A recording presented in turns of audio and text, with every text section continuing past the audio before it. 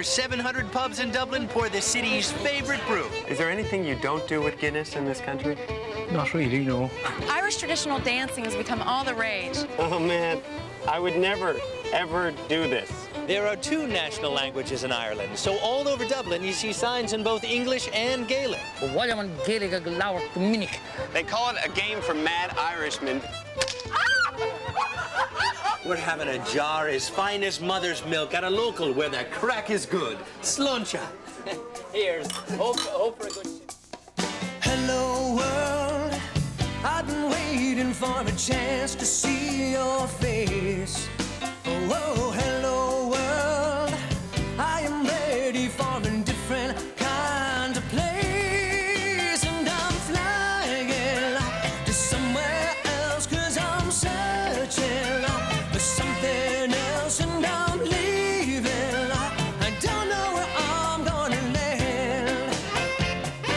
Oh no, yes, I'm leaving, I don't know where I'm gonna land. Hello, everybody, and welcome to Travelers in Dublin, Ireland. I'm Pierce Bunting. I'm Patrick Michael. I'm Lisa Clark. Dublin is situated on the Irish Sea at the mouth of the River Liffey. A little over 1 million people make up Dublin, the capital city of the Republic of Ireland. That's almost a third of the Republic's total population. There were Celtic settlements here as far back as 600 BC, but it wasn't until the Vikings arrived in 841 that Dublin became a city. In 1172, King Henry II arrived in Dublin and began 8 centuries of British control. The Republic of Ireland gained its independence from Britain in 1921, and since then has rekindled its sense of national pride. Today, Dublin is a cultural center, a land of music, art, and lyrical language. And its literary history includes some of the world's greatest writers, from Swift to Shaw to Wilde to Joyce. And of course, Dublin lives up to its reputation as an irreverent city full of fun, friendly people. Experts at the art of conversation, wit, and pouring the perfect pint of the national drink, Guinness.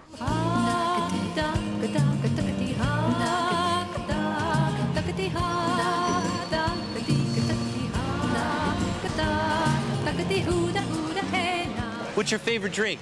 Guinness. Guinness. Oh yeah, it's the drink, all right. It's the main drink, all right. Oh, Guinness, yeah, you have to have it now and again. It's comforting. After a night out, the next day, you have to have a Guinness. It's like a big hug.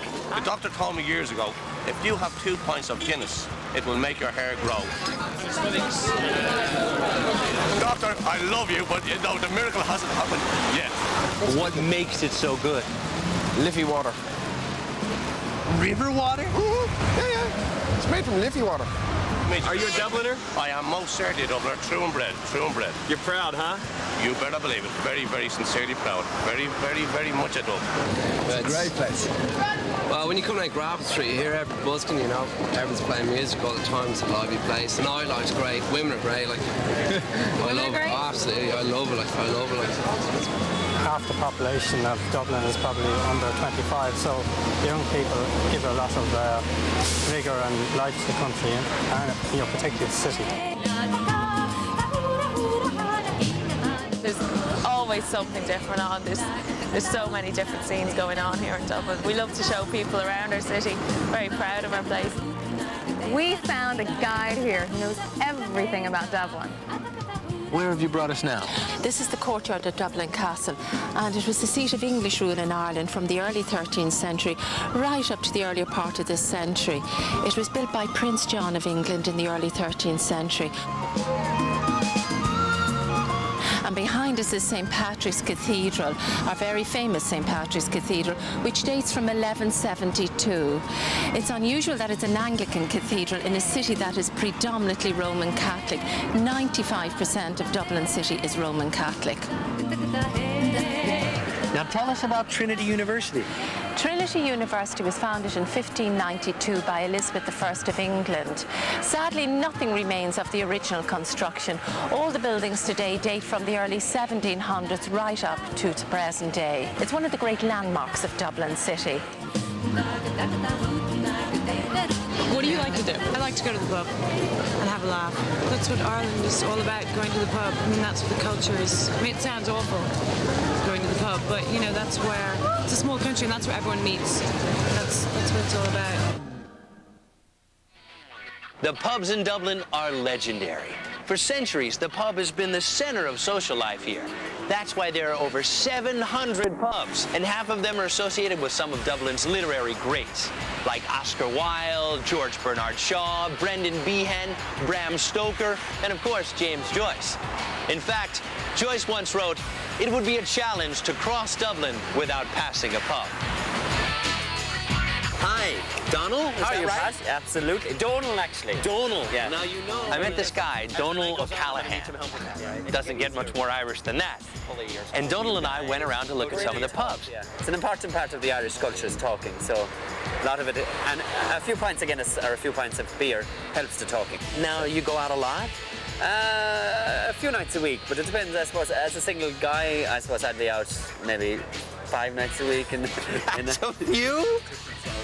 The first pub that we went into was a little place called Donny and Nesbitt's. Now, you mentioned that this place pours a good pint of Guinness. Absolutely, yeah. But first of all, you don't just buy by the glass, it's all by the pint, right? You could buy it by the glass, but it wouldn't be considered, you're not considered a man if you drink a glass of Guinness, so you have to drink the pint of Guinness.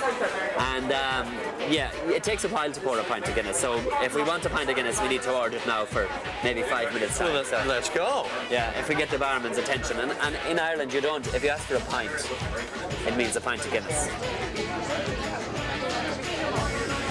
Thank you very much. So you can see you cannot drink it. It's at the moment it's settling. Oh, okay. So you have to leave it. You can see that it's getting blacker gradually. And thank you very much. We'll be in the round system later when we have more people in the round. So when we have 10 of my friends with me, you can buy the drink. Cheers. Cheers. Slánta, as we say in Ireland. What do we say? Slánta. Slánta. Which means health. Health. So, and I'm going to have it because I'm drinking Guinness. Yeah, good luck.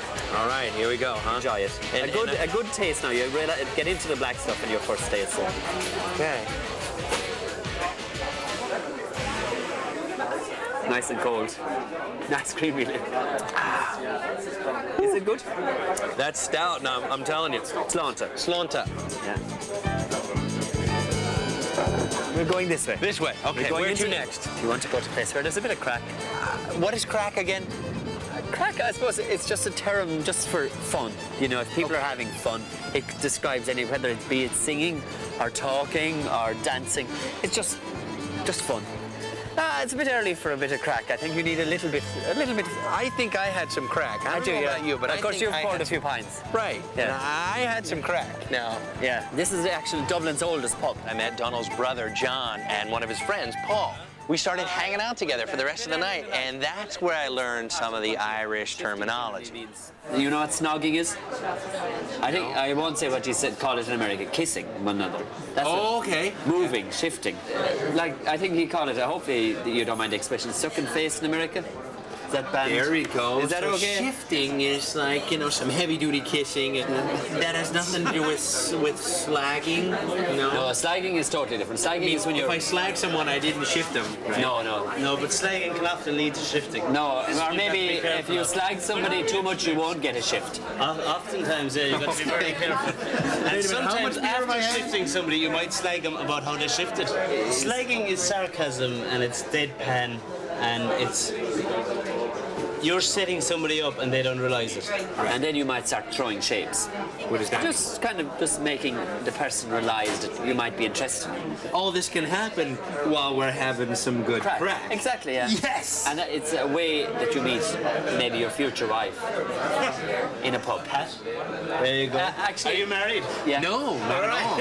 This guy... I mean, I find you very attractive, but I'm not really interested. But I'm not throwing shapes if you haven't noticed. Okay, help me out here. Bud float. Okay. Bud, think of Budweiser. Bud float. Bud. Sail. Agus bus in air. Agus bus in air. Slánta. That is so dangerous. Next on Travelers, we'll go to the school where they train some of the best traditional Irish dancers in the world.